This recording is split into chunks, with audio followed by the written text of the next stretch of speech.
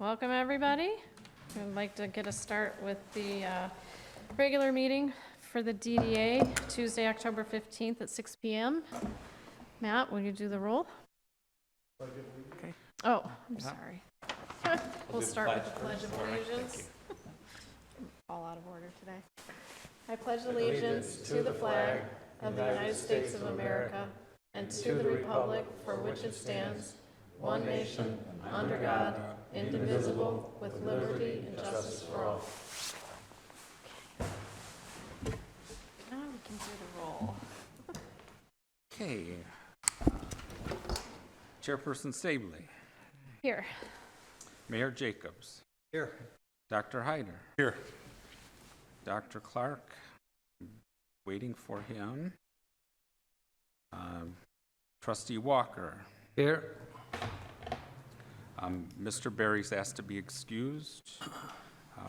Trustee Baydoun. Here. Trustee Walconis.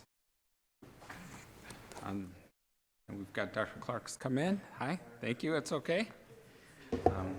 And we're waiting for Trustee Walconis. Good to see you. Trustee Dr. Nasruddin. Here. Right, so you do have a quorum. Okay. Thank you. All right, next we have approval of the agenda.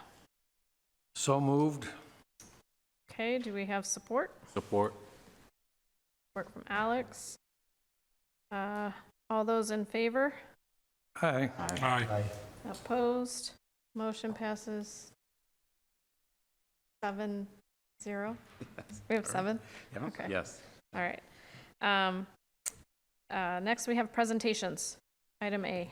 Yes, so this is, we've got two this evening, and I'm going to do the first one. If you can remember, a couple meetings ago, we talked about Public Act 57 of 2018 and the requirements that go along with that, and it's really a tax funding mechanism. And part of that mechanism is that we have to have two informational meetings regarding the DDA that can be held at any public forum. Of course, it makes sense to do one at the DDA, obviously, and then also one at the city councils, what we've done historically. And so this is kind of the informational meeting.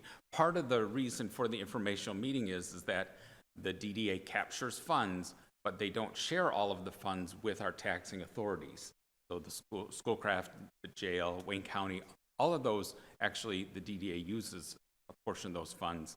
And so we have to send notice to all of those agencies, which I have done, and then about the informational meeting, and then we have to explain what we're doing with the money that we capture, plus the regular tax capture from the city. So, so that we can kind of just go into the informational meeting.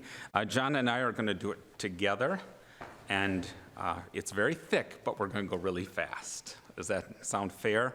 Also, just before I start, when you came in, there was also a booklet at your desk, or at your place, and that's a reference book for the DDA, and it just has our bylaws, purchasing policy, all that information, plus a list of all of the meetings coming up when we get the 25 calendar put together. I'll send that, you can just take it out, put it in. So it's a reference book that you have for the city in general and the DDA. So that's Helpful, thank you. You're welcome. So just in case you were wondering what it's there for that. So we'll go ahead and we'll begin the informational meeting. Like I said, I did send notice to all of the taxing authorities as required, informing them of this date and also the October 28th date, which will be at the city council meeting. Okay. So we'll begin the meeting. And again, a lot of it, you do know all of this information, but I'm just giving it as a general, right? As general information for you. And I'm just going to mark you down. Hello, how are you? Good, how are you? Good. So of course, the DDA is made up of the DDA Board of Trustees, and you're appointed by the mayor and then approved by the city council. And the board is comprised of business owners and, of course, business owners, property owners, and residents that reside within the district boundaries, and of course, the current mayor of the city. The board has a chairperson, vice chair, treasurer, secretary, and then also, just this year, the DDA entered into a contract with the city to provide the DDA services. On the next slide is just a kind of a chart, an organizational chart to show exactly how everything flows through the city process. And that is, of course, the DDA Board of Trustees, you're at the top. You make the approvals that then filter down to all of these different agencies or different groups within the DDA. And that's our organizational chart. And then the next is, of course, the Board of Trustees. And we just put that out there. So again, it has your name out there, all of your titles, and how you're connected to the board for it. And then, of course, that was a shot of one of the meetings. Since they're now televised out there, we can take a video image and make a picture. So I didn't know you could do that, actually. I found that out like today. So the next slide is really about funding. And so I'm going to kind of talk to you about funding. So the financial support comes from our TIF, which is really the mechanism that redistributes current taxes from our business entities within the DDA, and then it comes back to the local community. It doesn't go through the process of what we call the disbursement of taxes to all of our taxing authority. It actually stays here, and it's earmarked for the DDA. It is not an increase in taxes. It is not an additional tax that a residents pay, and it doesn't have a millage. So we want to be clear of that. How our TIF was established, which is the next slide, is the TIF process is that we established a base level of taxation, which was in 1983, and we froze that capture amount of the taxable value in the district. And then as the property values have increased, we take that increase and then it is funneled back into the TIF. So that's a tax increment finance. So it's incrementally grows every year. Of course, in 2008, 2009, 2010, we didn't see those things occur. So, but in general, the capture comes into the DDA via the TIF process. And of course, that amount is increased, the property tax value, as we further invest in the district, then it helps to fund improvements in the district. So the next slide is really kind of how the math works for our taxable value. So 2024, and you can see that current SEV of the district is $33,157,373. And then, of course, we have what our baseline was in 1983. That was the taxable value at that time was $12,521,993. So you can see that $12,000 appears in all of our financial statements, the 4029, all the reporting mechanisms that we do to the state regarding taxation. That's kind of our set number of what has occurred from that time. And then, of course, we have what we call the captured amount, that $20,635,380. Then below, it's further kind of pulled apart. We take the 20 million and then we divide it by mills, and then we get our budget, which was this year was $602,938.99. And from that portion, of course, $371,437 is from the city specifically earmarked for the DDA, and then the other is from those taxing agencies. That $231,502 is what we did not disperse and send back to those taxing agencies. So the next, maybe that'll help a little bit so that we can see. Also, so the funding source, so the DDA boundaries comprise of 4.6% of the city's total taxable value. So our taxable value for the city is, oh shoot, it's in the billions. So from that, though, you have, we do capture 4.6 of the city's total taxable value. And of the 4.6 of that, then 62% of it is captured by the DDA, and that comes up to our $371,437. That is earmarked for DDA specifically from city tax dollars. Our other contributing taxing jurisdictions you see is the county specifically, then Schoolcraft, the jail, the Wayne County Transit Authority, the parks, and the Huron-Clinton Metro Authority. The next page is kind of a pie chart just to show kind of how our $600,000 comes to being and what exactly, what piece of the pie that each of those taxing authorities are not getting. And the purpose actually of this meeting is to show that we are receiving it and we're using it for good in the city. So you can see, of course, the largest piece of the pie is from the city tax dollars at that base rate, $371,000.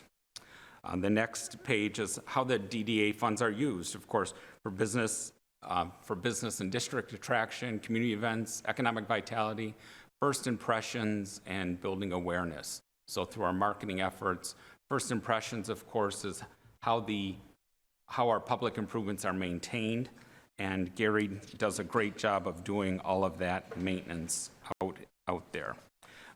Earlier I talked about, and the next slide here is about the boundaries. And you see we have a boundary that goes from Harrison to Henry Ruff on Ford Road and from Bach to Maplewood on Middle Belt. And you can see that what occurs in that district has to then, of course, be spent in that district. And also it's where we capture the values from the properties in that district. So the boundaries are very specific, and it is specifically designated what can occur and how we can spend the funds in the district. And so part of tonight, too, of course, is that it's good to just review all this, too. It's kind of a refresher course before we tackle something else. So in the next slide, we kind of talk about the DDA's position in the city, kind of how we operate within the city and kind of under the umbrella of the city. And it is a separate department in the city. The budget is approved by the council, but we do make a designation here at the board of how the funds are, how we want to allocate the funds, but the final say is from the city council. Of course, we've started the collaboration with the city for my position. This year also, of course, we closed the office as a cost-saving measure and moved everything to City Hall. We have the storage container at DPW where we have all of the decorations and equipment storage is there where Gary kind of works out of. And then, of course, we aid businesses seeking facade improvements and site improvements throughout the city. And also we try to help facilitate new business development by meeting with property owners to guide them through any of the processes at the city. The next step is provided services and projects, just kind of a highlight of things that we did do all year. The streetscape was maintained all year with the new decorative lighting, which was done within the last fiscal year, not this year physically. Brick wall repairs. Those brick walls always seem to get hit by cars. So it takes a lot of effort to keep them in good maintenance. Of course, the streetscape maintenance decorations. We did the Hometown Heroes banner program, our Lucky Squirrel Craft and Vendor shows, our chili cook-off, the Garden City Commons with the Garden Club, and of course, Santa Land Music in a Park, sponsored with the GCBA, our Christmas tree lighting. We also funded the Flock license plate readers. Those are the readers that are in downtown now. And of course, we participate in welcoming all new businesses in the district and throughout the city too. On the next slide, we have kind of future plans, concepts, things that we're going to start working on as we go forward. Tonight, we're going to talk about the Housing Readiness Grant, our master plan amendment. Laura is here from McKenna. She's going to talk about that next. Our Safe Streets Grant, that's again, a collaboration. You'll hear collaboration a couple times because we want, the DDA wants to work good with the city. The Safe Streets Grant is a collaboration with Inkster, Wayne, Westland, and Garden City. Kind of, I refer to them as inner ring western suburban communities, but we did apply for and get a $250,000 grant to look at safe streets, how to identify streets that have high crash incidents, any vehicular pedestrian incidents, all of that. We're putting together a safe streets kind of a guideline and a framework to look at where we can recommend improvements to, of course, USDOT and MDOT and also the county. So if this is kind of a first step to get further funding from those agencies if we want to make safety improvements in the cities. And it's a big grant, and we hope that we are laying the groundwork so that we can get additional funds to help with making improvements to our kind of our thoroughfares through the city. Part of that also, when you look at the streets that go through and that collaboration, I think that helped us get the grant, and it also led us to looking, kind of overall how we interact with each other, and our boundaries touch, and we don't often work together. So I think it's a good way to go and meet all of the kind of the community development directors and all these communities, their engineers, all of that. So I think it's a good thing to be working towards. Business attraction, of course, we're always looking for any businesses to come, and anytime I see that a business wants to expand. For example, there was a company that was out of Clawson recently that does parts, and you fix your own car, but it was also like a club where you could go. And I reached out to him, you talked about expanding. These are some buildings that we have available for you. And so, again, just being on the forefront, trying to attract businesses. Ordinance streamline, again, looking at ordinances to help with any ease of getting a business through the process to be approved. We talked about that at the Planning Commission also recently about by right uses and by right process, as opposed to having to go to the council or go to the Planning Commission, which time is money to developers, and making it easier for people to come and develop in Garden City. We're going to be looking forward to our 2025 Chili Cook-Off. We're going to continue to work together with the city to create a better event. We had a lot of people here for our last Chili Cook-Off, and I think it was because we worked together with the city for the fire, police, DPW, rec department. We're all working together to make sure that the event was a success. And also, when you invite that many people to town, we have to make sure it's taken care of. Safety's a priority, trash is a priority, restrooms, all those things you expect, but that does have to occur. So we're looking forward to that. The 2025 Lucky Squirrel events, those are getting more and more popular. We're going to look at maybe doing some additional marketing for the Lucky Squirrel. We really want to change it to a kind of a craft and vendors show and kind of gear it towards more of that. So we're going to be looking at that. And the last one in September, we're going to kind of try and do a fall decor, kind of a fall festival, pumpkins, those kinds of things that we're looking for a vendor to do that. I have talked to Barson's already, just in case. So, but we're looking for a vendor to do that. Also, a parking lot assessment. That's part of tonight. We're looking at the northwest quadrant regarding our parking lot. And then looking at the loan programs and revamping those. This year, our budget, we really didn't have any money at the beginning of the year. And so we're going to look at and seeing if we can put additional funds towards the loan programs. Also, I've been working with the communications department on a one-stop shop kind of online. So if you're going to do business, it's just you're going to go here online. We have an online permitting system now, so you don't even have to come to City Hall to get a permit. You can sit at home and do it for residents and businesses alike. The best person that has used it the most, of course, is Family Heating and Cooling, who is on the agenda also.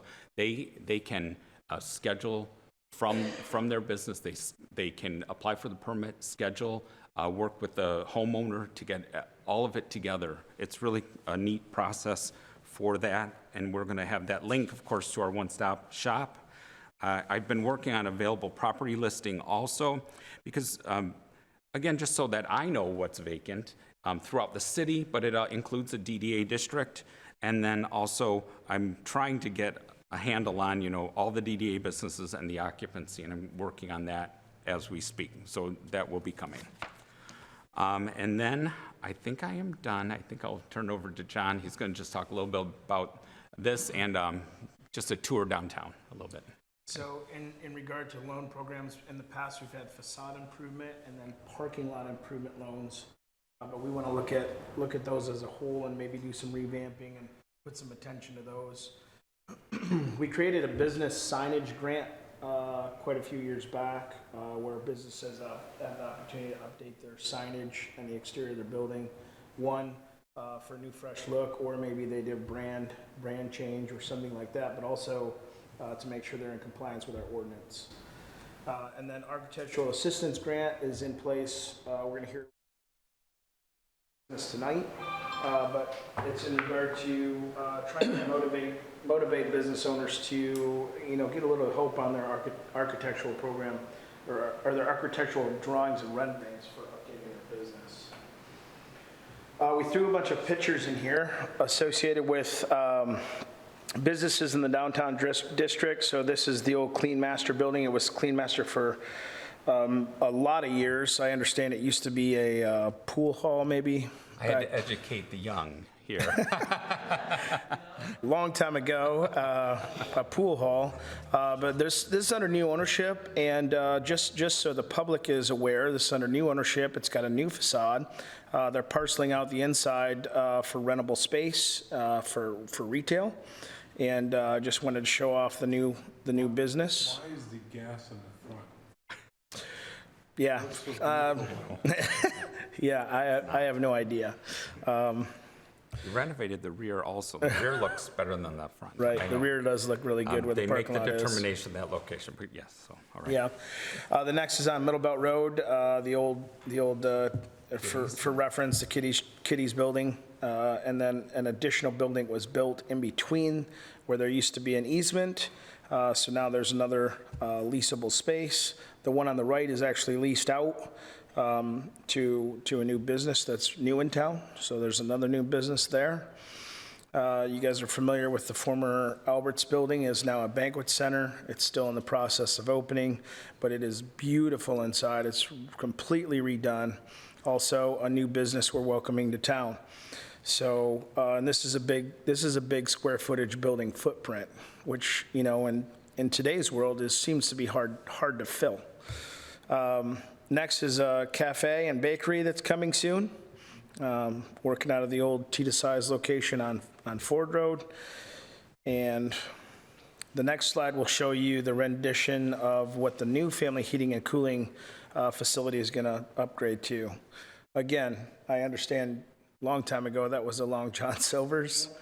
And then it became family heating and cooling for a long time. And the Klemper family's done a great job of, I think they're one of the top employment businesses, not only in the district, but in the city. So we're excited for this to happen and bring some new eyes to the Ford Road there. Arby's reinvested in the downtown and did a whole update of their building, which we're happy to see. So their continued investment in the downtown is encouraging and positive. Taco Bell also did a improvement on their location. Again, reinvesting in our downtown. Also, this business did a lot of flat work over here and some building work as well at this depot on Ford Road. There we go. Yeah, there it is. And the next slide shows a new business, new heating and cooling business in the downtown. Another new business. Friends Auto has done a remake of their entire exterior. Their signage, paint, new signs across the building there to update and clean up that location as well. Looks very, very inviting and updated. Egyptian Kitchen is a new restaurant in town over on Ford Road. So we're happy to have that space filled as well and open and operating, along with the Italian restaurant, which is in the same facility. That's a new business in town as well. Michigan Academy of Gymnastics, we welcomed last year, another big building footprint in the downtown. And I was in there not too long ago. They just reinvested in their building and new roof and having classes over there for gymnastics. This is an expansion of their business. So this is inviting to the downtown. New pharmacy, again, new business and new facade and building improvement in the downtown, along with the former Moose and gym is now redeveloped inside and out, and another new business that we welcomed in the last, year or so. The old Hershey Shoes is transformed into a title agency and real estate business. That's, the facade was there, but the entire building got gutted on the inside and redone. Another new business moving in. Vero's Bridal invested in our downtown and moved from another city. And as you can see, we had a nice grand opening for them. Cat Cafe, also new business in town, redeveloped a business or a building location, and we were invited to do a grand opening for them. Eureka Eatery is new over on Ford and Henry Ruff. Grand opening that happened over there for that new business as well. And the Nova Cafe. We did a grand opening over there. They're recently new to town, and they're in the district over there at Ford and Middlebelt. So all those to show and tell, right? So show and tell, we have business development happening here, new business acquisition, and then building improvements as well, all within the downtown area. What you can see on your slide now is a picture of our Hometown Heroes Banners program that we started here in 2024, honoring heroes of the military and first responders fields people that live right here, grew up right here, and their family members. So that was a big hit. Got a lot of huge positive response on that from residents. On the right side at the top and the bottom shows not only the new light poles, but the beautification that always happens every year within the district as well. More information, you can reach out to us from the phone number listed on the last slide here, of course, the website. We're based here in City Hall, as you all know. You can directly contact through the building department when you come in the door, and we can help you in any way we can. So, like Matt said, this is a lot of maybe you already knew this knowledge, but it's a good refresher. And also, our job is to follow the rules of Public Act, but also we really want the residents to hear this and to know what's happening, so they're not questioning, and they also know how it's financed and the direction in which we're going as a DDA. Good job, guys. Any questions? Very good. I can't wait to hear it again. Yeah, 2 weeks, right? 2 weeks. I have a quick question. That building on Middlebelt, remember we did a sign grant there and they weren't in the space long enough that we were going to try to recover the grant money that had been distributed. Did that ever occur, or is it just as No, a we loss? just had this conversation, I didn't know about it. the end of last week, we yeah. had this conversation, and we're not only after that one, but there's also an architectural grant that didn't meet the requirements as well. So those two things are still pending to recover that. Thank you. All right, so we can move on to the next. Oh, do we need to open it to public questions? Anyone? Okay. Okay. All right, with that, we can move on to item B, the Housing Readiness Master Plan Amendment. Yes, this is Laura Hoff from McKenna and Associates, and I kind of did a little highlight about our housing readiness. Maybe did I skip it or not? No, I didn't. In a bit. Okay, sorry. I forget what I say. Anyways, we applied for what was called a housing readiness grant through MISTA, and I think I informed the board about it when we received the money, or when we received the grant. We haven't gotten any money yet, of course. But part of that is that it's a housing readiness for the entire city, but we're focusing on some downtown residential to help, as I explained before, of course, the level of commercial, how much do we need, how much can we support, and could we introduce more housing in downtown? And part of that is through a master plan amendment, which is funded through the Housing Readiness Grant. And Laura is from McKenna Associates, that is the consultant working on our master plan amendment for the city, and of course trying to gather input from all the boards and commissions, and then kind of leading up to our big public input, which is called a charrette, which is going to be held on November 14th at 4 o'clock, correct? So right here in the council chamber. So take it away, Laura. Yes, and in your packets also under 5B, I gave what Laura had sent also. So it's got you'll see the kind of the red little square in the right corner. That's where it begins, and that's item 5B. And it should come up in a minute, the slide presentation. He'll get it, right? Okay, yeah.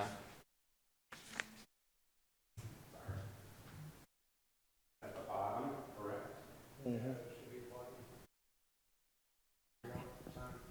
Okay. All right. Perfect. Thank you. Good evening, Mayor and trustees. My name is Laura Ha, and I am a planner at McKenna. I'm sure many of you know Mario Ortega, who works daily with the city. We are both working together on this master plan amendment.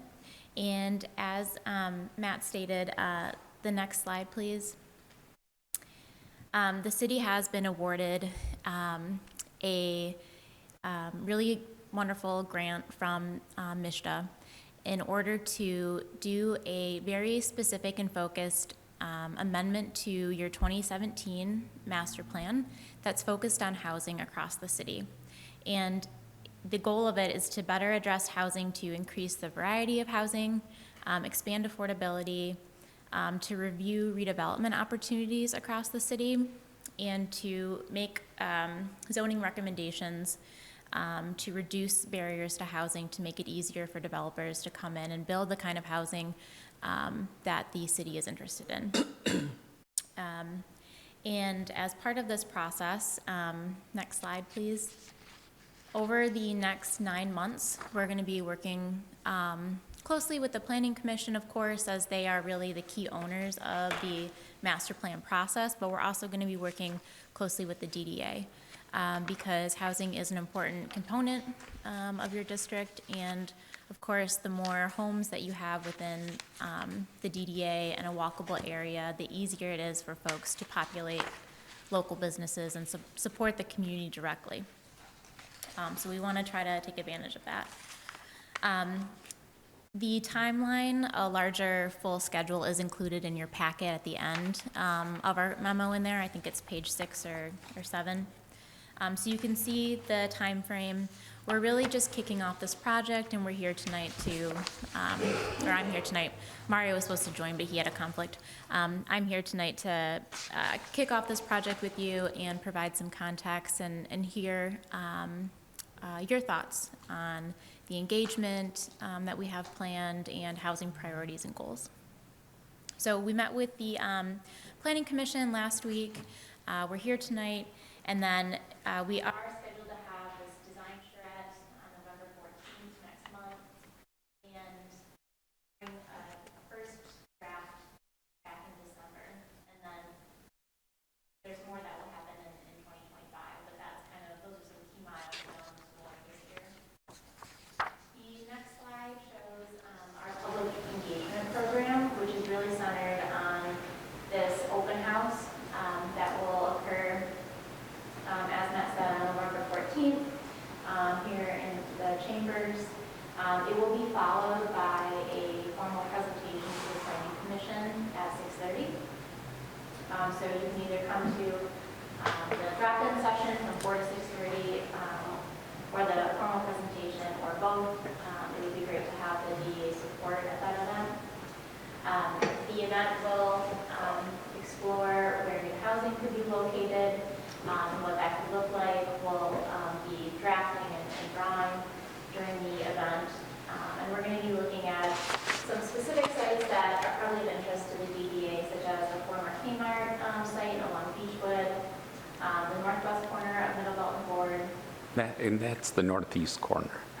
Just FYI, yeah. Yeah, Just right. FYI, sorry. Yeah, sorry, Yeah. I should say northeast. Yeah. Here. And then one of the questions that we were hoping for feedback on tonight is Are there any additional sites within the DDA district that you would really like us to see focused? Maybe do some concepts on what the potential is for a new housing mixed-use development? And are there any stakeholders that you definitely want to see invited to the November 14th event? We want to make it a priority to reach out to them. I would say the new owners of Orange Jewelers. Okay. Has the Kmart been sold? Somebody posted that it was, I do not have official, nothing official that I know of. Matt might know it, but I don't know of anything official that anybody's bought it, but. Well, we did receive a property transfer affidavit, so the property has been sold. We did reach out, as soon as we received the information, we reached out, and of course, I think I've shared that information with Laura already. The property owner, I talked to him, he's interested, and we're looking to see what his plans are, and maybe this would be a good introduction to him to Garden City to see. So for sure, he'll be part of it. Oh, so he's invited to Yes. the November 14th Yes. date? And, I understand and he Orin owned that too. green, he owns, he wants to put a Greenland market in there. We don't know that's Out official. behind. That's No, it might not be yeah. Oh, official, okay. but I Oh, mean, okay. I'm just saying, Okay. I've heard that mentioned. That's all I'm Okay. commenting. Put out on social media, which Well, may if or may it, not be true. well, I- true, but if I'm not here it's to the spread same rumors. owner of Greenland down the street, if that's the same owner, then it's, at least we know who he is. We can identify him. Maybe, if he owns it. Well, if he, that's what I said, if he's the owner. And you don't throw names out when they. I didn't we don't throw a know for name sure. out. Okay. Okay. Are there any other stakeholders that come to mind, key businesses that you'd like to invite? There will be a flyer, putting that together, and it will be ready by the end of this week, that you can circulate and then send out and share it on social media. Okay. What about the miniature golf? Was that sold or no? It didn't go through in the end, so, I was going to say yeah. to invite. When the batteries went out then. So I have identified, key stakeholders, the Abbas's for the Folker building, Orin, of course, Mr. Berry, the property behind then, the doctor, what's his name? Dr. Amar. Thank you, Dr. Amar, also, and kind of the Castelli building, all of that area there Okay. is subject to this. On Pardo, just a little east of Middle Belt, we are getting another mini apartment complex that was approved by right by the Planning Commission down there. So housing is occurring, and then further down, the former church, kind of kitty corner behind the Chase Bank, has been acquired, and that's being converted to housing also.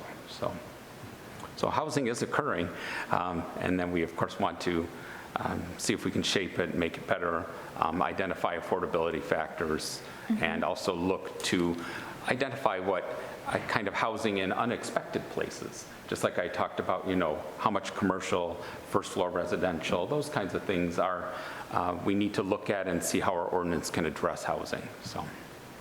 Yes. So if we could go to the next slide or two. Even though, yes, thank you. So when we think about housing in Garden City, this is kind of just a quick snapshot of where housing stands today. This is as of 2022 data, census data. Garden City had 11,324 housing units, and this is really a very small increase since 2010 by about 450 units. Is what's been gained since the last 12 years. As you can see on the screen here, the orange, I know it's a little tiny probably from far away, but the orange bars represent Garden City. The yellow is Wayne County as a whole. The green is Wayne County excluding the city of Detroit. and then the reddish-brownish is all of southeast Michigan. And when we look at that first grouping there, shows the percentage of housing units that are single unit, so a detached single-family home. And the proportion of single units that Garden City has compared to both the county and the larger region is much greater, right?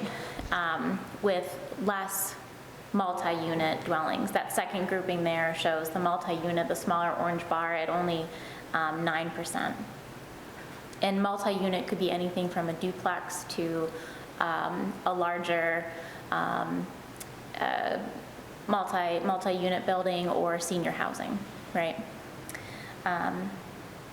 So we want to see where there's opportunities to add and increase the diversity of housing as well as we go through this process. The next slide shows the tenure of housing in Garden City. This is also 2022 data.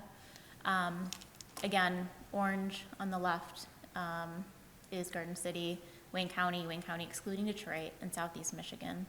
And the percentage of housing that is owner-occupied is much higher than all of those different comparison areas, whereas the amount of housing that is available to renters is much less in terms of the percentage of housing stock. So that's something also to be mindful of going through this process.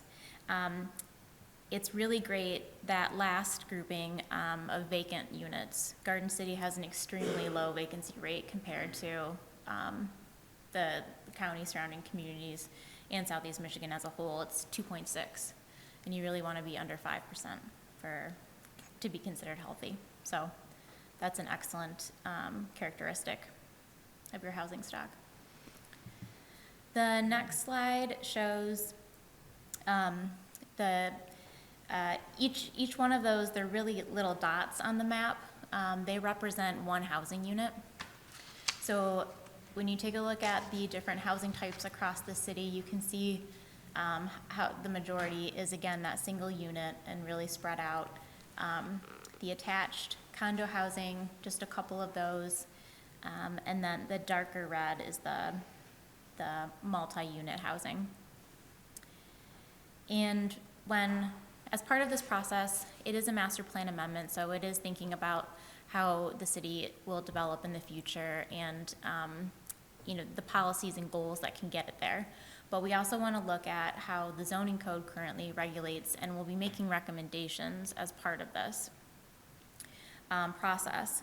Because when we look at where you can legally construct housing today, based on Garden City zoning code, this development pattern does make sense based on what you can legally do. So the next slide shows all of the parcels across the city where single unit dwellings, that detached single family, could be built today. So legally, if I wanted to buy a property, anything in any of the shades of purple, I could purchase it for sale and develop a single unit home that meets the zoning code standards. This would be the R1, R2, and R3 zoning districts. And that's the majority of the land across the city, right? It's just almost 86%. When we look at the next slide, where I could legally purchase a property and build a duplex, that land area and those opportunities, it gets much smaller, right? So it's only 2.8% of the total area across the city where I could legally purchase a property for that use. When we take a look at multiple unit housing on the next slide, that area becomes even smaller, 2.4. A multiple unit could mean a townhome with 4 units in it, right? It doesn't necessarily mean that this is a large development, but you can see that available land diminishes quickly, and it's only allowed in the R3 zoning district. The next slide, which maybe is of particular importance to the DDA, shows where I can build second floor residential or live-work units. And and that would just be in that darker red core there, the central business district, or within that new mixed-use overlay that's a little bit further west on Ford Road there, in the C1 and C2. But again, that's only 2.5% of the total land area. So if we want to think about adding more homes in Garden City and really supporting that, our local businesses, this is something that we can investigate further. And then the next slide shows senior housing, which is an important consideration of this, right? We want to make sure that folks can age in place in their community and remain. And we know that there's a lot of challenges that come with a single unit home, especially if it was constructed, 40, 50 years ago. It may not be accessible friendly. There might be some maintenance cost associated with that. So we want to make sure there's places where folks can age in place and stay in the community that they love. So when we look at where senior housing could be legally constructed, it's just the C1, C2, and C3, 5% of the land area. And it's really pretty non-existent in the close to the central business district, which, is something that we'll want to discuss because this doesn't necessarily mean assisted living. It could be independent living where you want folks to be social and can walk to businesses and events and other programs and make that lifestyle really easy and accessible for them. So these maps are just intended to kind of give an overview of if I were a developer and coming into Garden City and I wanted to build, these are my options legally, right? Without trying to go through a planned unit development or seek variances. These are the options. So we want to make sure that if we want to attract certain types of housing in certain locations, that our zoning codes and master plans support that and reduce any of those barriers. Do you have any questions on those different housing types that I just showed? Okay. The next slide gets into housing goals. Yes, thank you. The slide currently on the screen there shows the housing goals that are stated in the 2017 master plan. And it's pretty limited in this plan. There is one specific to the downtown 1.3, objective 1.3. But we definitely want to do a much deeper dive with goals related to housing as part of this process. And so on the next slide, we are, this is MISHDA's statewide housing plan that really came first in 2022, and then these grants have followed and are allowing communities to better plan for housing as a result of this statewide plan. And so looking at this statewide plan for Michigan, we've derived 13 new goals to be considered as part of this, and those are in your packet. It is on packet page 4 and page 3 of our memo, at the bottom of page 2 of our memo. But we list those draft goals 1 through 13. And if you have any feedback on those specific goals, if there's something that you'd like to see more intertwined to the downtown district, we'd like to update those to reflect that. So if you do have, once you review it and you get home, you think of something, just, shoot me an email. I can include that to Laura, and we can provide any feedback you have, of course, to Laura and for the planning process. So please do that. So would building up be part of that? Potentially. Yes. We need to, we're kind of getting to a point of being maxed out. land use wise. But going up, I know we have a limit right now of 25 feet. So, you know, I know we had talked about possibly something in that Kmart lot, if they wanted to build something where they wanted to go, maybe retail, parking garage, housing for 2 floors, now we're up to like 4 floors. Especially when kitty corner, you have a senior tower that's 10 floors, so. But that would have to be something we revisit and update. Yes, yes, definitely. The dimensional standards of your zoning ordinance, the parking requirements, what your build-out scenario really could look like based on your current code and what you're willing to change to increase that. Does the code allow for more than 2 floors right now? 2.5. 2.5? So if you want to build 3, you'd have to have half a floor underground. Underground. Which, again, as a developer, opening up the zoning code and looking through where could I build this, what are my limitations, that really isn't very appealing in like today's construction world, right? They're looking for a 3 floor, maybe a 4th floor. And how does the grant come in? How much money is the grant, do you know? And how is that applied? So the wonderful thing about this grant is that there is not a local match required. So it is a $50,000 grant with a portion of the funds being reserved for the city's administration of it.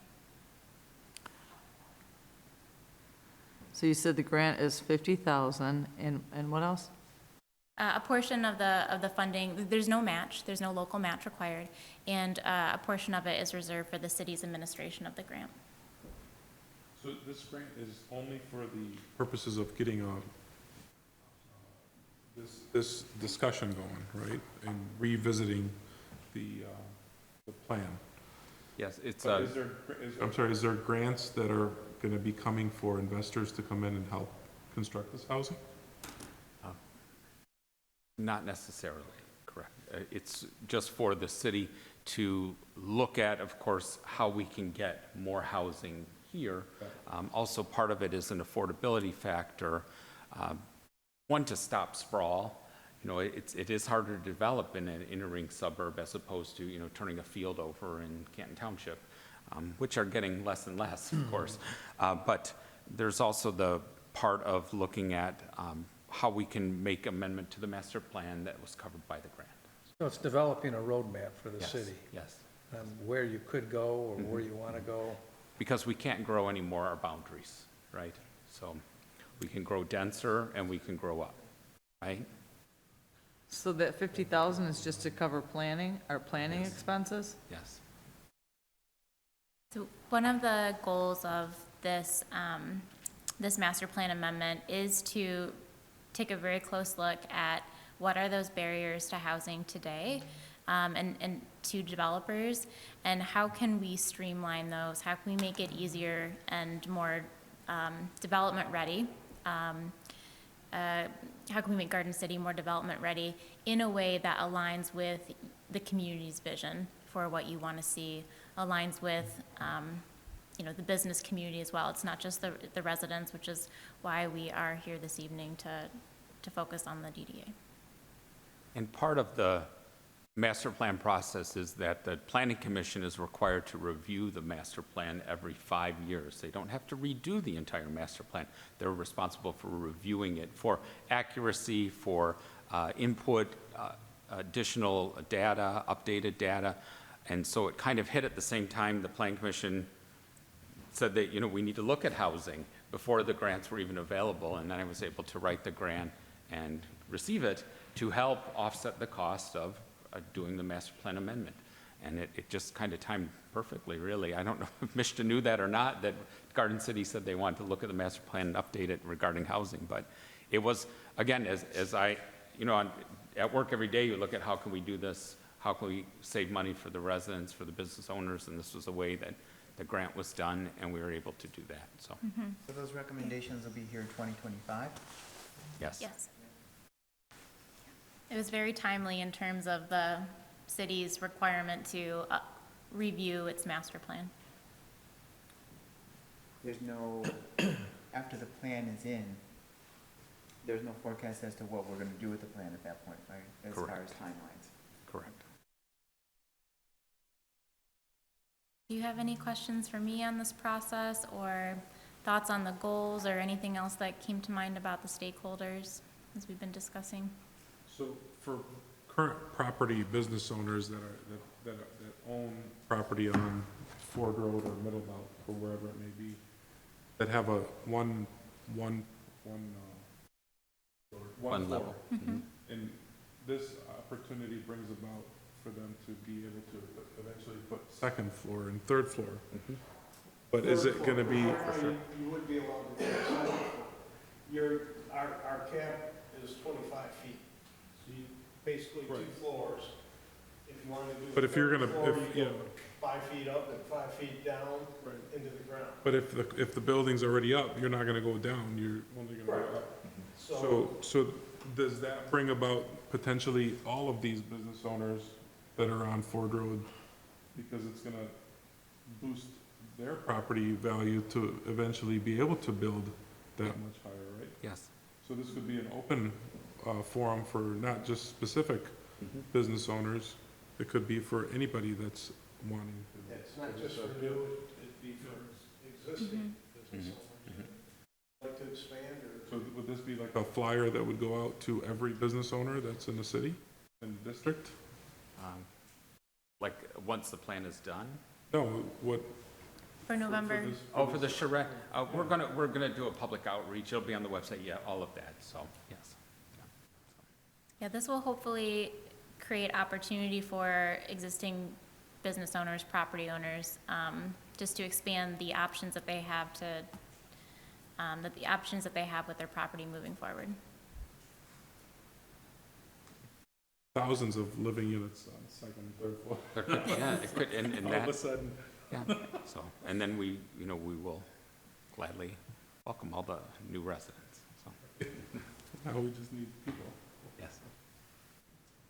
You get all these new residents, you might need 3 floors of dentistry. Hey, that'd be, I was thinking of rooftop dentistry one day. Maybe the time has come. Okay, Your time. Yeah. thank you. Jackie has a question. Can we? November 14th, is that just open to businesses or is that open to anyone? Public. Everyone. Yes, it's for residents and All businesses. stakeholders. Yes. All right. Okay. Right. Thank you, Thank you Laura. very much. Thank you. Thank you, Laura. Okay. Moving on to community events. I just wanted, I put that in there for the trunk or treat. I did agree with the Garden City Community Coalition to have a DDA table there, and we'll be getting candy for the kids for that event. Also, if you have children, to register them, and you have to get a ticket, $2. It's limited to 1,000 people, 1,000 kids, I guess. They're little people. How about that? And it begins, it's on October 24th at 5:30, and it's going to be at the Radcliffe Center. Oh. Okay? Who runs That's the, not on the flyer, That's not though. on there. That's disappointing. Yeah, so hopefully they revise it since I got this. Yeah. who runs the Garden City Community Coalition? I don't know. I'm sure We're it's a so board. short on names tonight, aren't we? We have a know. property affidavit without a name, we have a community coalition Well, I don't without They have a the name. board, name. don't they? Like, we're short on names. Yeah, Santa Land. Whoever runs the Santa, Yeah. I don't know officially who's even on it. Correct. I don't know the board members of it. 5 Yeah. or 6 person Yes. coalition that's been together as far as I know for. Are you on it? No. I can name 3 people I believe are in it. Yeah, I don't want Who do to you- say anything wrong. Yeah. Right, I'm not, Okay, just wondered, I mean, Okay. Items for consideration are the consent agenda. Do we have a motion? well, I have a question on the expenditure report.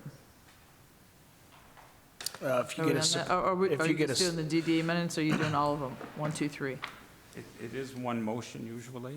Okay, but I have a question. so we need a support, and then you can ask your question. Thank you. I support. Thank you, Mr. Baydun. Okay, Motion support. all right. You have a question, Lori? I do. So when you, first of all, of course, I reviewed this a couple times online, turning my head sideways to view these sheets that were, You know, there's a rotate page on the option. yeah, you know what? It wasn't working. So I had no choice. It was either that or skip it. Okay, what's the question?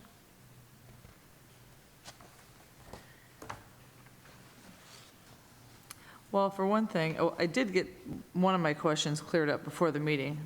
However,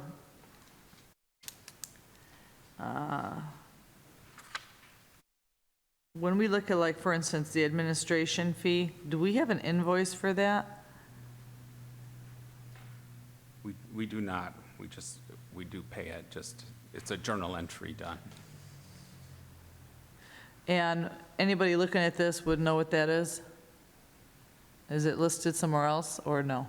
No, but you have the right to ask, along with all residents have the right to ask. But Can we just, isn't there a way to just be more detailed as to what some of this is? I mean, telephone is obvious, but some of these things are not.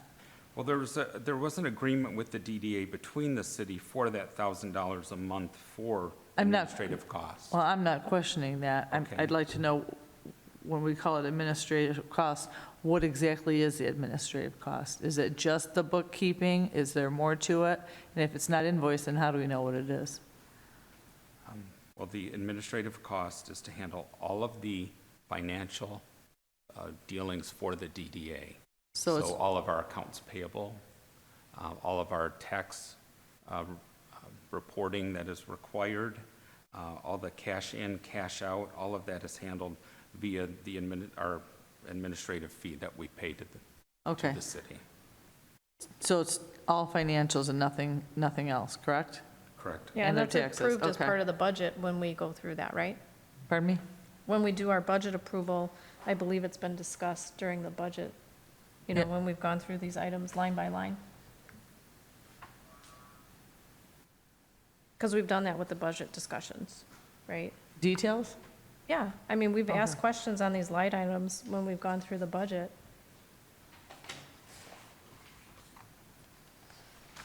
Interesting. Anything else? Well, like, give me a moment.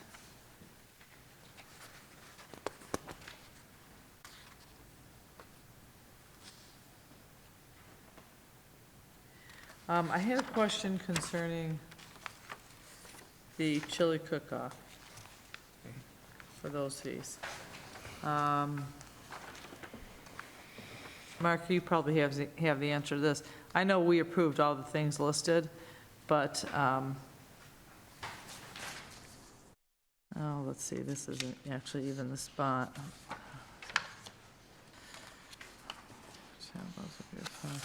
It's where we paid the volunteers. If I can find that line item. Well, that is, we haven't done so yet. That was in item 8B. I think we have a list of that, right? Oh, yeah, maybe, yeah. 8B in our packet. It's lower in the agenda, Oh, is it? the upcoming items. Okay, well, then I will leave this. For the most part, like on page 2 of 3 in the expenditure report, under publicity promotion, that's where the chili cook-off, put all of those costs for the most part. I'm looking at the wrong now. 8B, that's the festival update. No, B is the chili cook-off update.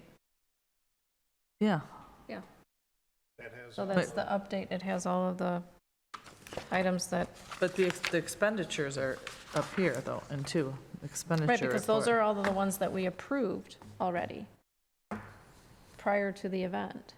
right? Well, my question is this.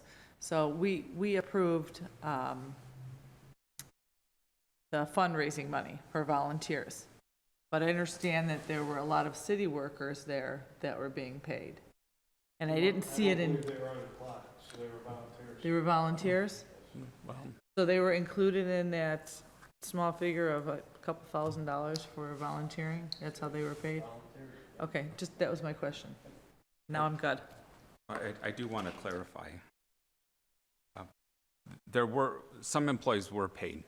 There were 3 employees that handled all of the cash for the event. Those 3 employees, they weren't paid actually, they were given comp hours, but that's covered under the cash handling for the $1,000 the DDA pays. They handled all of the handling of the cash.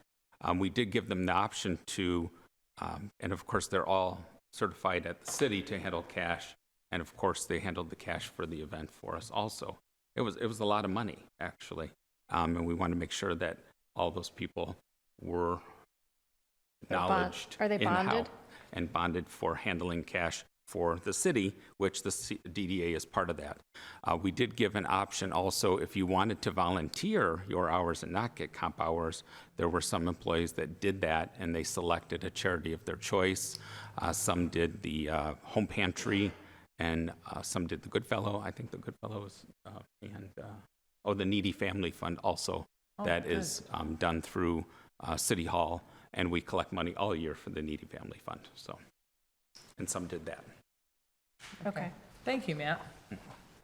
So we have a vote on the consent agenda. All those in favor? Aye. Opposed? Motion passes 8-0.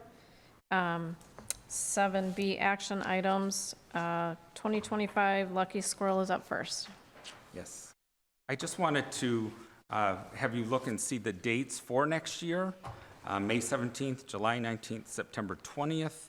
And as we were kind of alluding to a little bit is, earlier I wanted to, of course, we wanted to get this information out so that we can get all the vendors lined up for next year. And then when we do the update, we'll talk a little bit about trying to take some of the money that we do garner from this to increase the foot traffic. It is busy, but could always be busier. We had 150 vendors the last event. That's a lot of vendors. So, but I do have this in front of you, and I would like to have just a motion that we confirm that these are the dates for 2025. Okay. Do we have a motion? I motion the dates. I support it. Okay. All those in favor? Aye. Opposed? Motion passes 8-0. Next, item 2. And then I also included just kind of the draft of what the application looks like, and we'll get that out to all of the vendors current, and then we'll post on the website too for people to sign up. And we're working, to sign up people online, and they can pay online. As the world moves more and more online, it's helpful for the vendors, and it's helpful for us for accounting. So. Okay. Absolutely. So B2 is the Chili Cook-Off Community Festival. Yes, and we're trying to pick a date for that. We're looking at September 27th for next year's Chili Cook-Off event. We kind of reviewed calendars of things that are going on around the region and also in town, and that looks like a good date. This year's Chili Cook-Off, of course, was a beautiful day. And so as you move further on, you think it could be really cold or it could be a really great day. But we're trying to see if we kind of get more closer to chilly weather again in October, and looked at this fourth Saturday in September would be a good date to host that. It's one weekend after the last Lucky Squirrel too.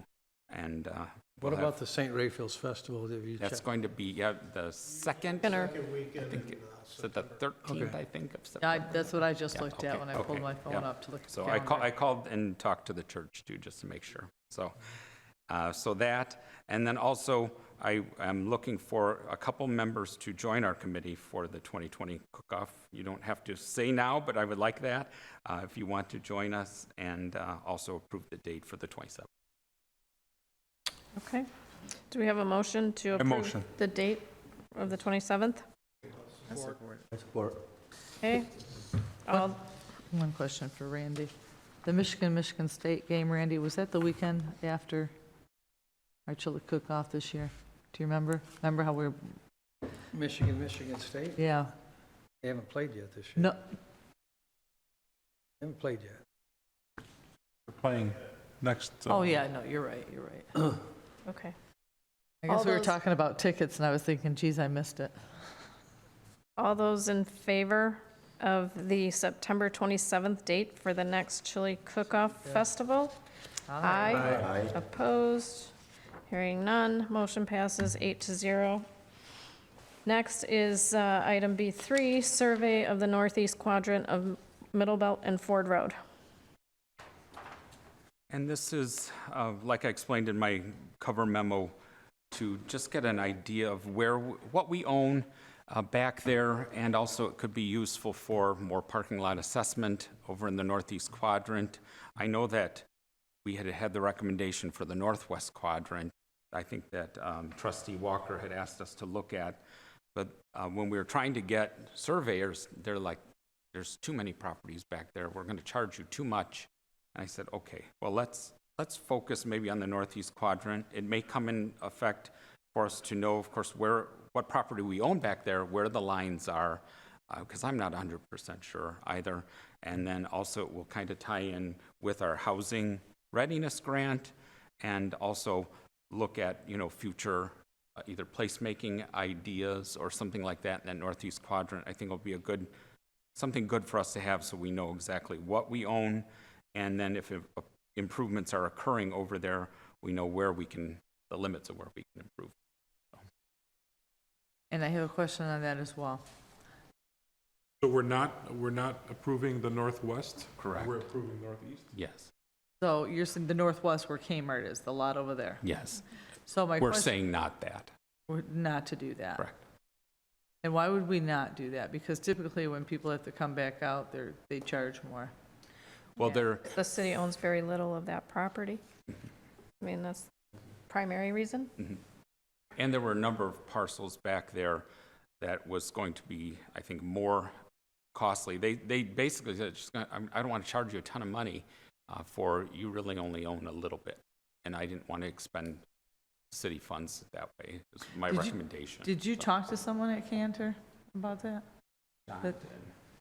What did they say, John, if it's because it was so small over there behind Dr. Hyder? In regard to what? What do you mean? Did they give you an estimate just for that, or no? They said 3,000 for both? No, they said it was in the thousands, because there was 1, 2, 3, 4, 5, there was like 7 to 10 different property ownerships in parking lot alone, because they butt up to each other in such a fashion. Basically, you're surveying everything, and you're charging one person to survey everything, or one entity. So when this new owner comes in for Kmart, they have to do a survey anyways. Correct. So let them, Right. Yeah. they have to submit it to the city, and then now we have it. So, good job. You ever look at Cape Seal in that area just as a temporary cheap fix that would solve Well, one issue over there without costing a lot of money to anybody? We did not. The next is Crest Asphalt, though. Is that what you're just talking about? The lot, We're Dr. talking about the Hyder's lot? survey in the northeast corner. Okay. Okay. Next is the northwest. Okay. Okay. So Matt's proposal is to accept the GLA surveyors and engineers of Plymouth for $1,850. Do we have a motion? Actually, I have another question. I'm sorry, Denise. It's okay. I don't think questions bother you. The $3,000 quote from Cantor, was that for both east and west? No, that was just for the 2 parcels on the northeast corner. Okay. Yeah, I read that, but I just want to clarify to be sure. Okay, go ahead. Okay. Do we have a motion? I don't. Mr. Baidoon? Yeah. Support. All those in favor? Aye. Opposed? Hearing none, motion passes 8-0. Next is the parking lot repair for Crest Asphalt. Yes, this is our 1 acre parcel that we own off of Brand, that the city owns off of Brand. And we're trying to extend its life a little longer. And we did have some work done already by DPW over in that lot to take care of some real hazards. Dr. Hyder informed us of a big one, and we found a couple more while we're out there. And we were able to take care of a couple of those via kind of sinking catch basins. So we took care of that, and then I did go out to seek at least a bid about the complete replacement of that parking lot, and it was extreme. We don't have money to do it.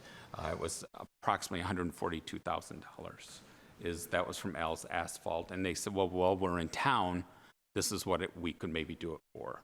And they wouldn't have all this set up, blah, blah, blah. And of course, so when he said that at that amount, and I thought, oh, if somebody had to come into town, what would they charge us? But also, we're of course looking forward to the Kmart property has been sold, to see how and what will occur at that site also.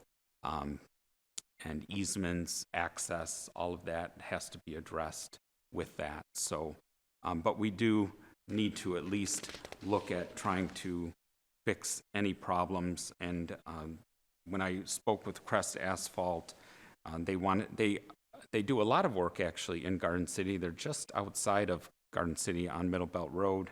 And then as I talked more to Donna there, she used to have a frame shop in Garden City. But they do a lot of smaller jobs.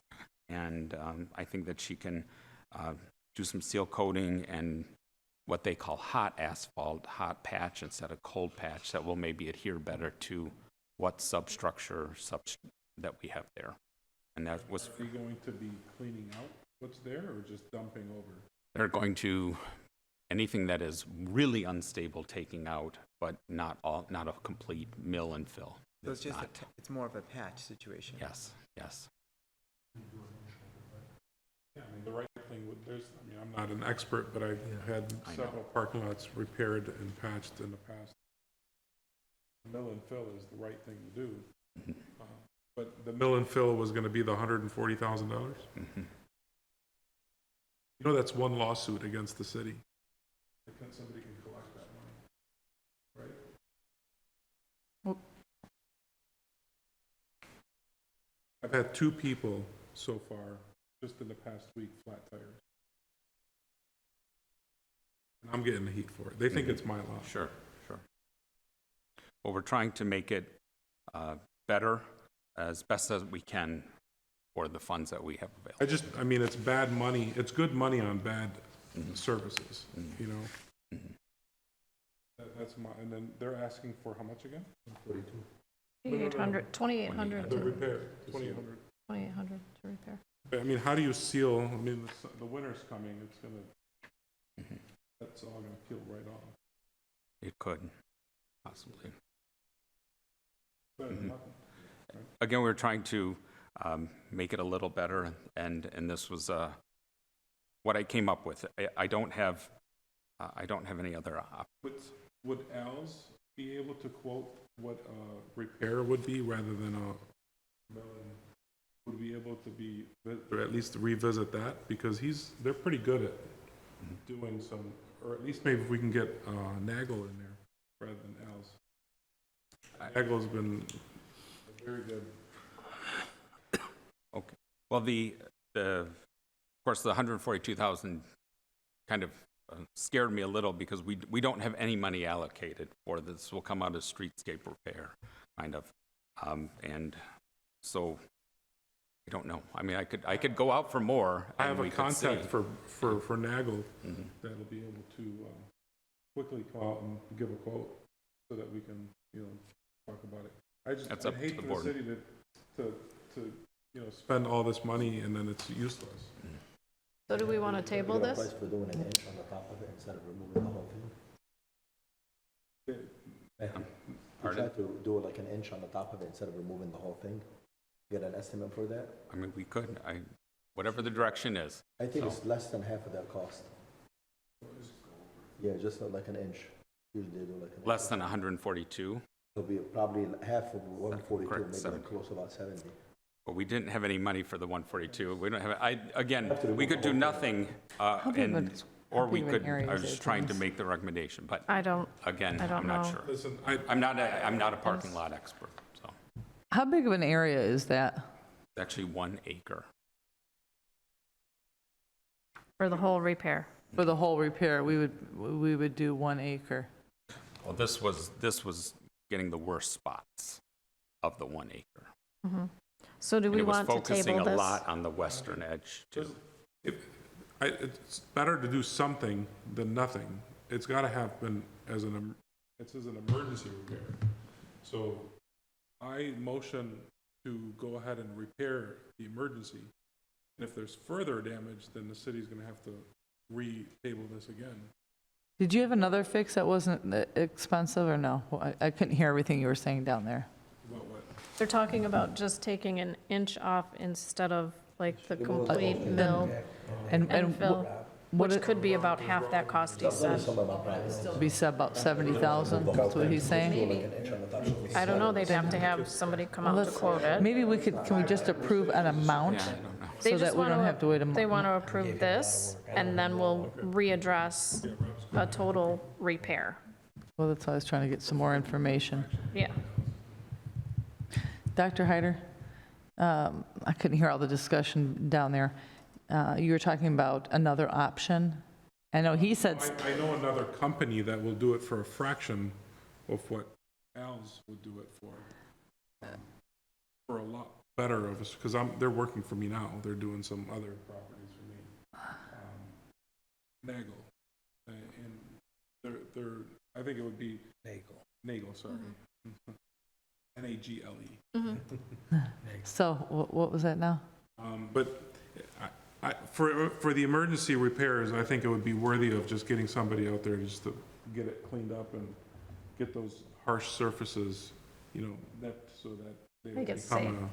they don't become a further issue now that winter's coming. The question I would have going, spending more is, if somebody actually bought the Kmart property, they're gonna be running heavy rigs up and through that easement coming in and out. If we spend a lot of money, Yep. I don't care if it's a brand new mill, fill, whatever, they're gonna tear it up. And then they're not gonna fix it, we're gonna end up being on the hook for it. That's a good point. Again, I would like, start at the, something safe, Yep. minimal, see where we go with it, and then move forward with it. That's why I was asking Yep. about the Cape Seal, which we've done, half-mile roads for relatively cheap, but I don't know how they would do it. It wouldn't be a right now because there's only one or two companies that are around to even do it. So when they're in town, it's great. They're more than happy to jump in there, but they're out of town right now. So I'm in agreement that for now, let's do As long something as safe. it'd be nice for that, whatever they seal it with, it doesn't transfer to another property that's got fresh concrete on it. Correct.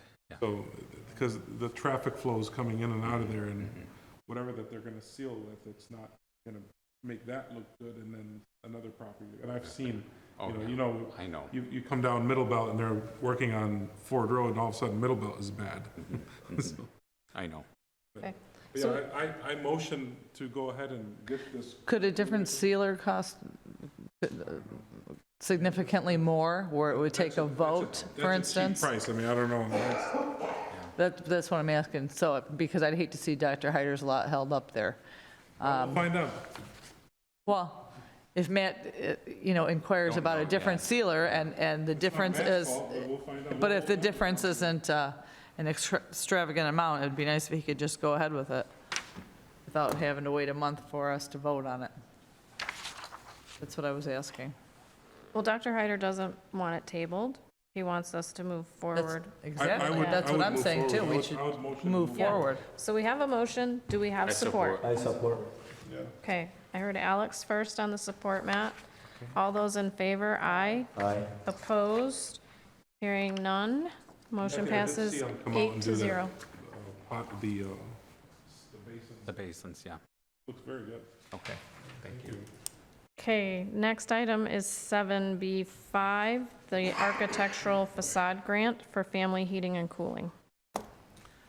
Yes, this is a facade grant that Family Heating, they asked for some assistance, and this is the program that we have that can provide them some assistance to kind of offset all of the costs for the work that has been proposed at Family Heating and Cooling.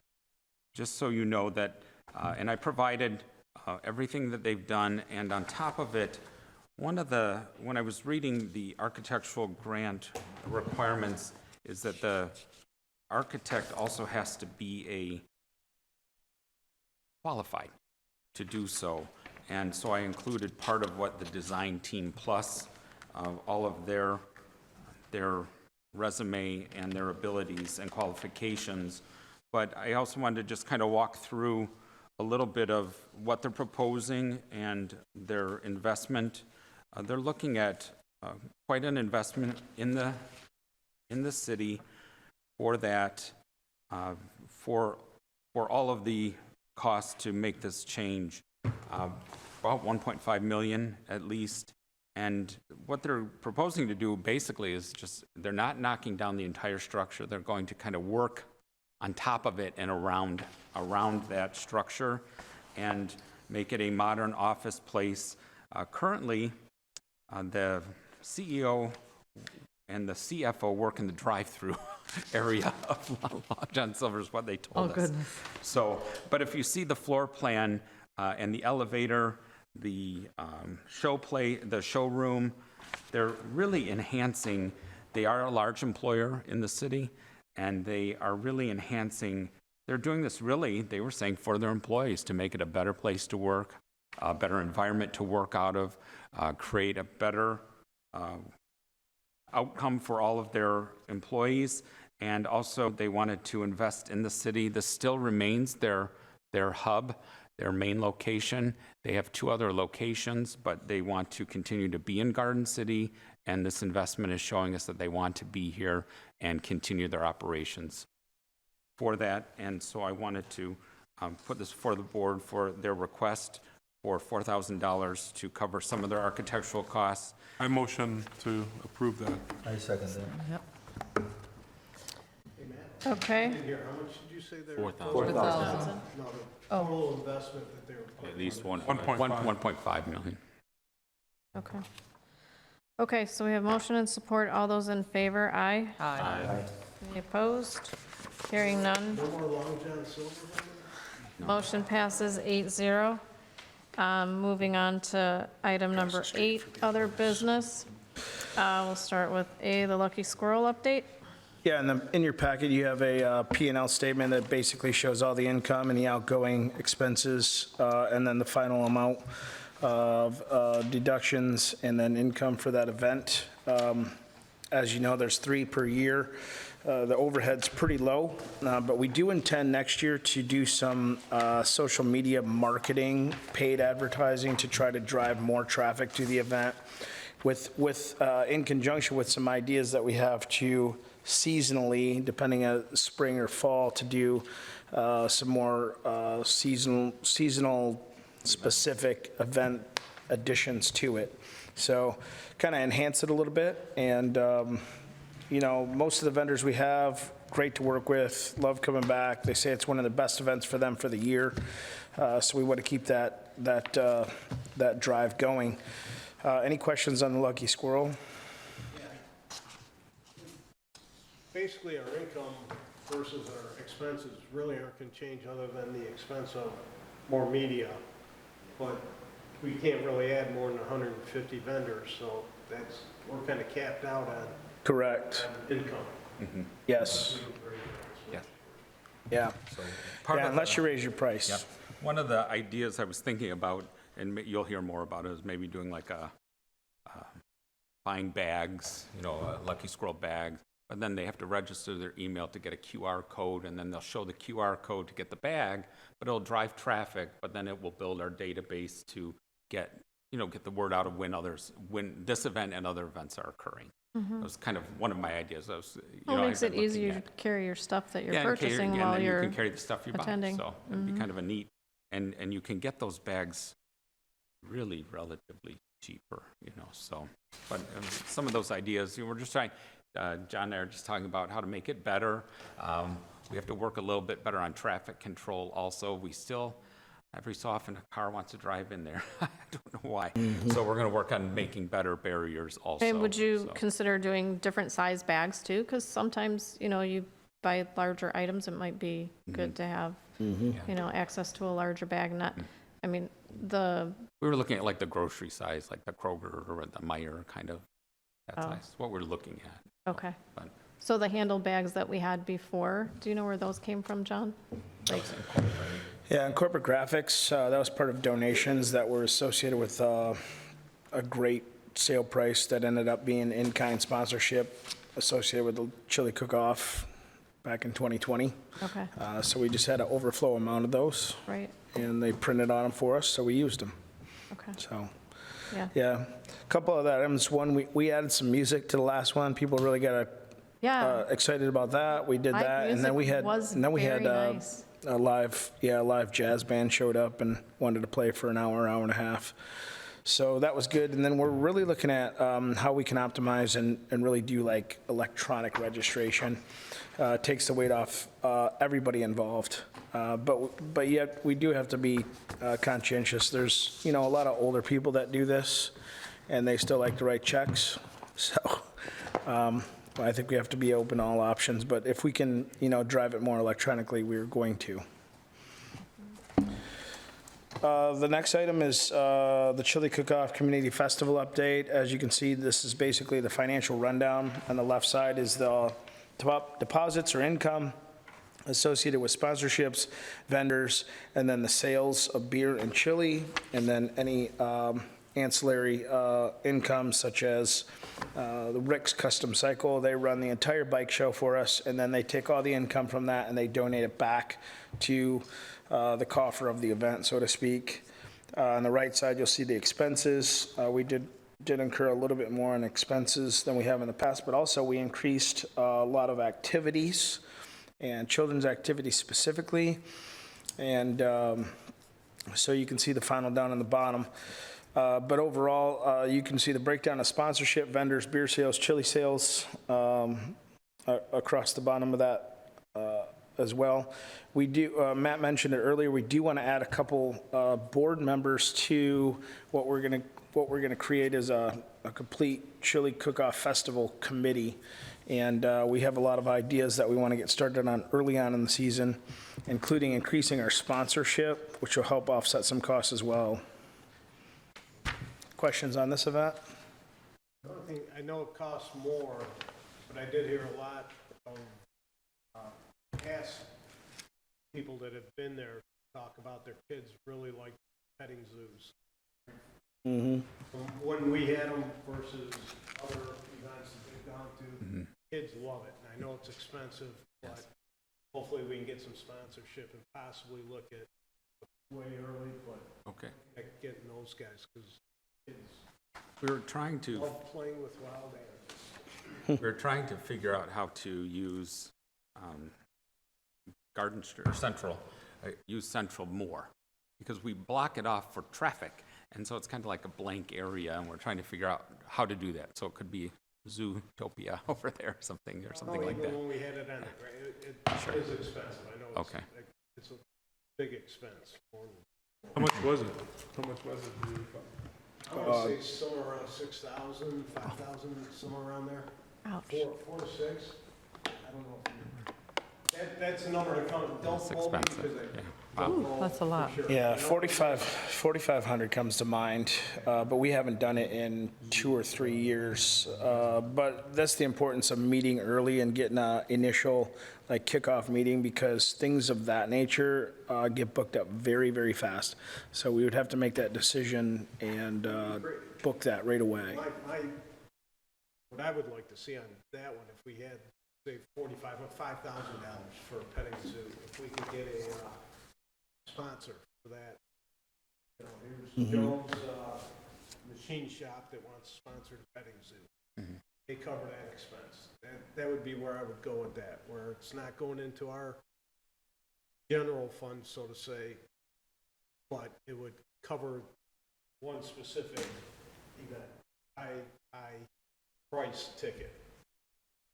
But again, it's Okay. way early, but that would be something that I would like to look at getting into, maybe talking to some businesses and seeing maybe two of them, 2,500 each. Prices, something like that. I have a question. Do we have any idea what the utilization of the things that we provided for the kids? You know, like the face painting, how many did they actually do throughout the day? You know, the jump and jam thing, you know, that, I saw that going quite a bit. But I'm wondering, like, are we fully utilizing it to justify the cost that we're putting out on something? You know, maybe we make some shift if it's not being fully utilized, right? Rockwall was a big hit. Every time I went by there, they were Lined? lined up out there on all corners of it.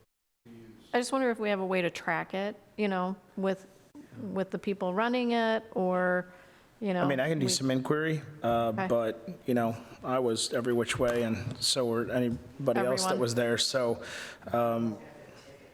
Right. I'm thinking the same Right. thing, Yeah. yeah. I think it was busy back there because we were back there. Can I interject one thing that I heard while I was there?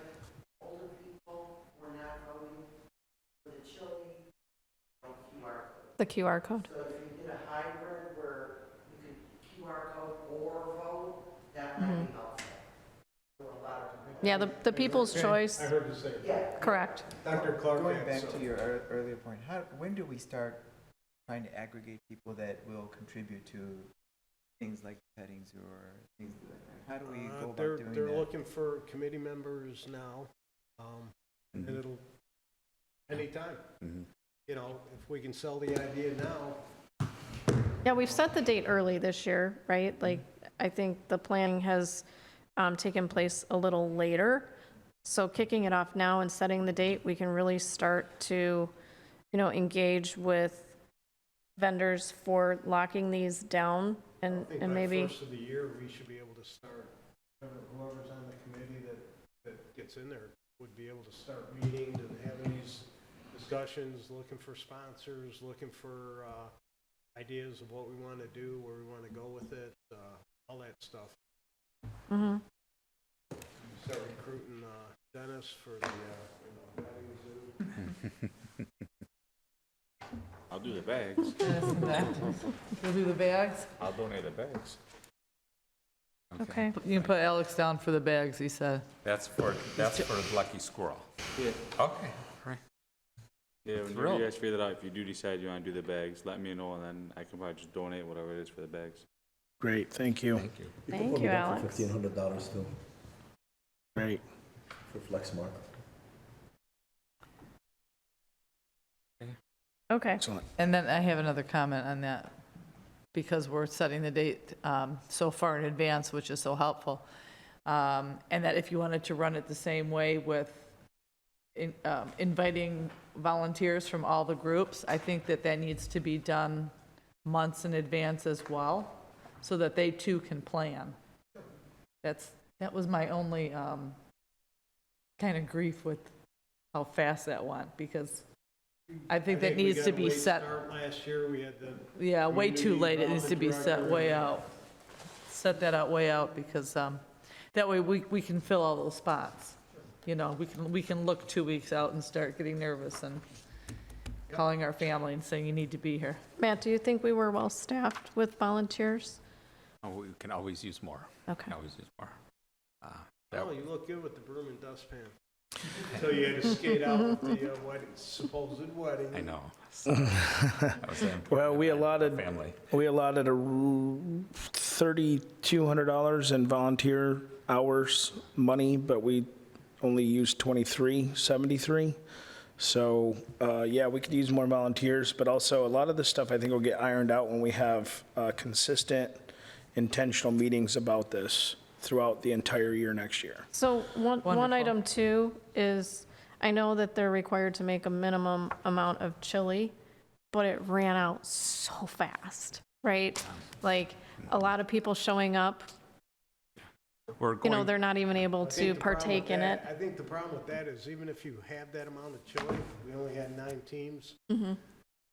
That amount of people, if you have 20 teams, they make It'll the go same amount, farther. it's gonna last longer. Right. When you have 9 teams, so I think having a date set, we can start recruiting some more chili. It's going to be teams. important I to think have that more would participants for the chili. eliminate a lot of that issue. and we're looking at food trucks too as a food alternative too, so more food trucks too, so. Yeah, because there were some that were there through the entire night, which was really great to have. Yes. You know, as the bands continued on. So I think that was great for the entire event. Where you were saying that street that's closed off, what if you did food trucks along there? Well, we're thinking of bringing those a little more west. Okay. But we're thinking of touch a truck or something out in that street, you know, kind of making a connection with police and fire down there. So. Oh, what we're that's a good looking at. idea. Or we're even thinking maybe doing the classic cars back there and then freeing up more parking closer. And we're trying to make it better and try to, you know. No, the motorcycles were just north of the beer tent. I do know blocking that road on Central, sitting at those barricades, people will move them and drive through. Yeah. Gotta be careful, they've got kids in front of things. Usually They'll drive. there's a But as a person there. person there, they almost run me over. Don't they know who you are? So Matt, if those cars, you're talking about Autos for Autism, move it to Central Court? No, the motorcycles that are in the car show, I think at one point were on Central and cars and the motorcycles separate. Oh. Well, right now, the motorcycles are to the They are north. separate to north. They're like between the beer tent and the credit union. And the car show is. Right, but I'm saying at one point, I think they actually put them on Central. This is where the committee meetings will iron out, is all these details. Okay. Yeah. All right. So with that, we have public comments. Oh, I'm sorry. Yeah, I'm sorry, I put that on there for. Wants to skip Christmas. Yeah, I know, Denise, skip come on. Christmas. I just put that on there so that you can put on your calendars for Monday, December 2nd, 2024 at 6 o'clock. So just so you Calendar right have it Is- there. Is Okay. that a council meeting night? No. Okay. And it makes it easier so you don't have to rush December across, 9th is the next, yeah. just so anybody participating from city council won't have to rush over to the meeting, because I think we've had that before. He's right, it's December 9th is Yeah. a council meeting. Okay, so no conflict with that, okay. Thank you. Now we're at public comments. Do you have anything, Jackie? Okay, First thing is, the Garden City Business Alliance this year is 10 years old. So tomorrow we're having an anniversary party. So I'd like to invite you all, it's over at Radcliffe from 6 to 8. You can have cake. And anybody in the public that would like to stop by, we're gonna be there. So that's the first thing I'd like to invite everybody here, over there. congratulations on 10 years. Yay, 10 years, right? Yeah. Second thing is, I have wanted to be on this board for years. I understand that there's only one particular position, I think it's called at-large, that I could do. And I have filled out the application, but I did bring you guys a resume. So if that would help, I brought enough for everybody, and there you go, Mr. Mark. Oh, I'm sorry, Mr. Mayor. So, I've been called a lot worse. that's all, thank And you. I'm pretty sure you can insult me. Yeah. Thanks, Jackie. And I, Big skin.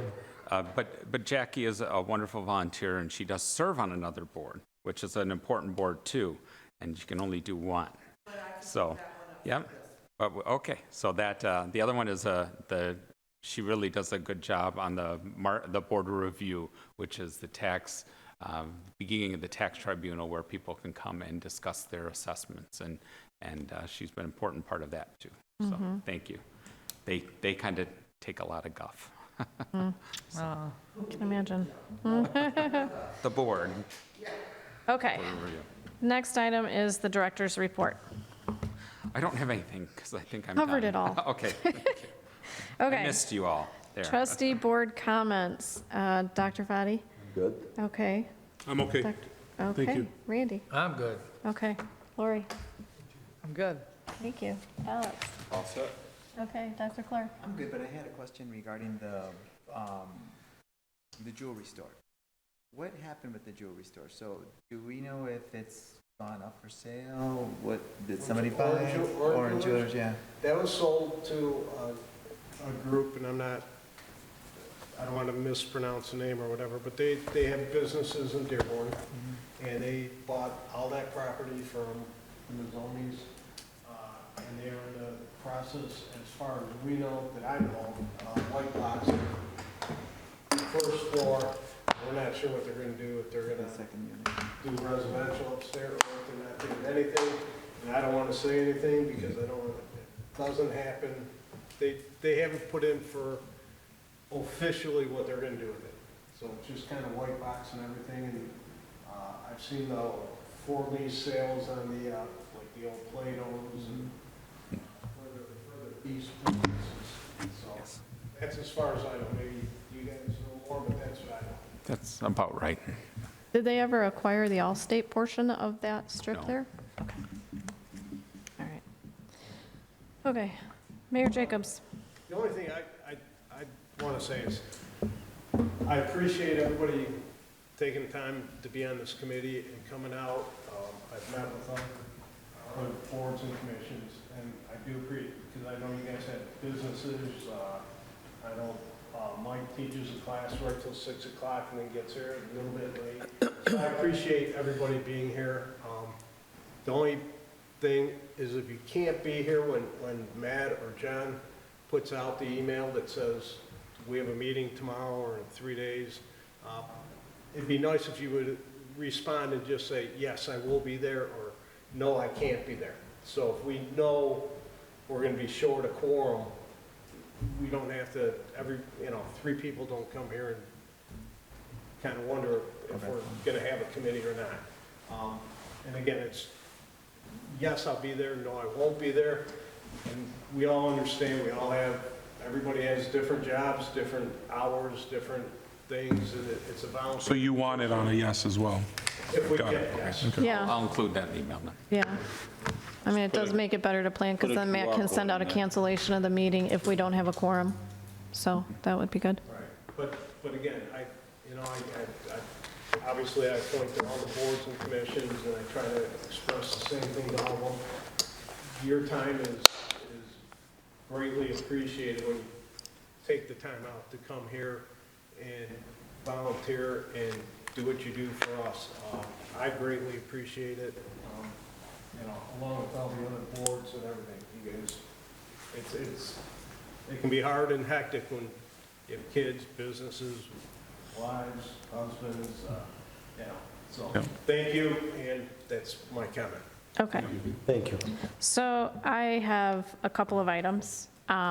As some may know, I know Matt and Mark are aware, I am moving out of Garden City, so it is my time to resign from this board. And, I appreciate, first, Randy Walker for appointing me. I appreciate the board, electing me as chair, and I've really enjoyed my time serving with everybody here. So this is the last meeting that I will be attending for the DDA.